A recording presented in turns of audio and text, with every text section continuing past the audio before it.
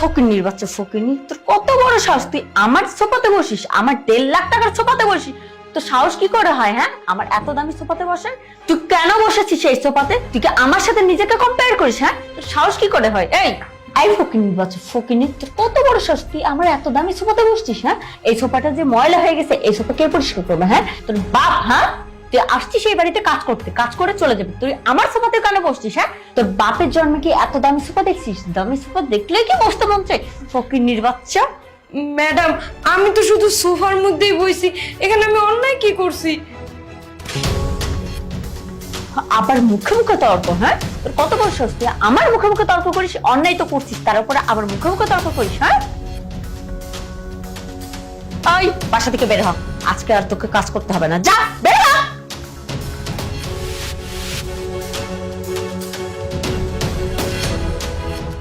Miss পরশমণি, আপনি কি বাসা আছেন? হ্যালো, আরে কোথায় আপনি? আমি তো বসে আছি কতক্ষণ ধরে, আপনি কোথায়? এখানে আসুন। আরে আপনার তো সাহস কম না? হ্যাঁ, আপনার হাজবেন্ডের বস এখানে বসে আছে আর আপনি নিজেকে কম্পেয়ার করছেন আমার সাথে? আপনার কত বড় সাহস যে আপনি আমার সাথে সবাই বসছেন? উঠুন উঠুন, যান আমার জন্য 1 কাপ কফি বানিয়ে নিয়ে আসুন। ফালতু লোকজন।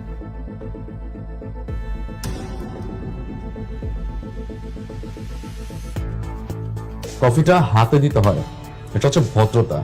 ভদ্রতা শিখে নিয়ে আপনি।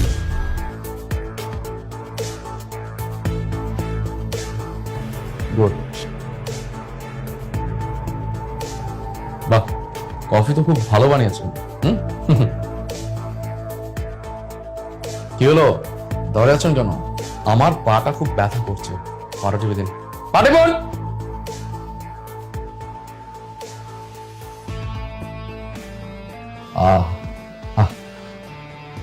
বাহ, খুব সুন্দর পাটি বানিয়েছে, ভালো লাগছে। টিপুন টিপুন। আরে সরি সরি, আমি একটু ভুল করে কফি ফেলে দিচ্ছি।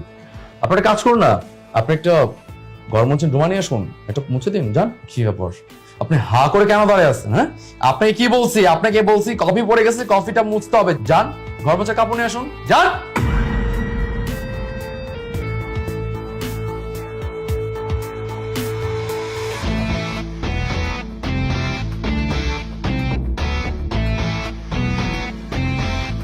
আচ্ছা, একটা কাজ করুন, আপনি যান, আপনি ঝাড়ু নিয়ে আসুন, যান।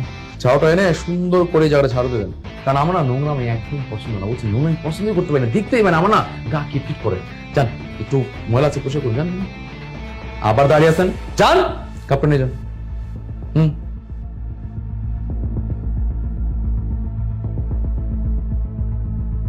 সুন্দর করে ঝাড়ু দেন, যাতে এক ফোঁটা ময়লা না থাকে।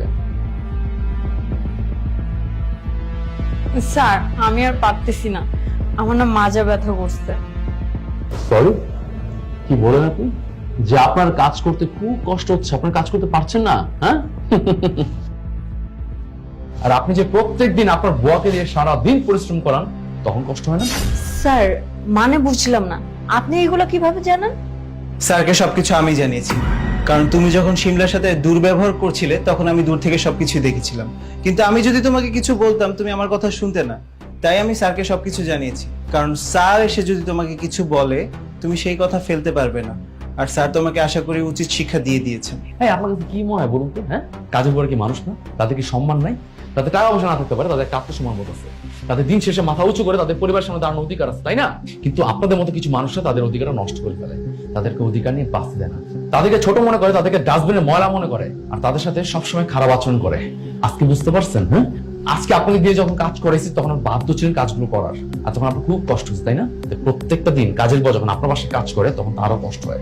আমি জাস্ট আপনাকে এটা রিয়েলাইজ করানোর জন্য আজকে নাম পেশা দিচ্ছি, কারণ আমি জানি যে আপনি আমার কথা ছাড়া কারো কথা শুনবেন না, আর আপনাকে শিক্ষা দিলে একমাত্র আমি শিক্ষা দিতে পারবো, কারণ আপনার হাজবেন্ড আমার অফিসের এমপ্লয়ার। আপনি যদি আমার কথা না শুনেন তাহলে আপনার হাজবেন্ডের চাকরিটা থাকবে না। সো আমি এটা আশা করবো নেক্সট টাইম এরকম কাজ করার আগে 10 বার ভাববেন, আর না হলে কিন্তু আমার আবার আসতে হবে। স্যার, আই এম সরি, আমি না ভুল করে ফেলছি, আমি আর কখনো গরিবদের সাথে এরকম খারাপ ব্যবহার করব না, আমাকে ক্ষমা করে দিন। Good, very good. আমার কথাগুলো বোঝার জন্য আপনাকে অসংখ্য ধন্যবাদ। রাবি সাহেব, ভালো থাকবেন, আমি আজকের মতো আসছি। আর হ্যাঁ, নেক্সট টাইম যদি আমাকে আবার প্রয়োজন হয় আমাকে অবশ্যই কল দিবেন, আমি এসে সবকিছু ঠিক করে দিয়ে যাবো। ভালো থাকবেন, বাই।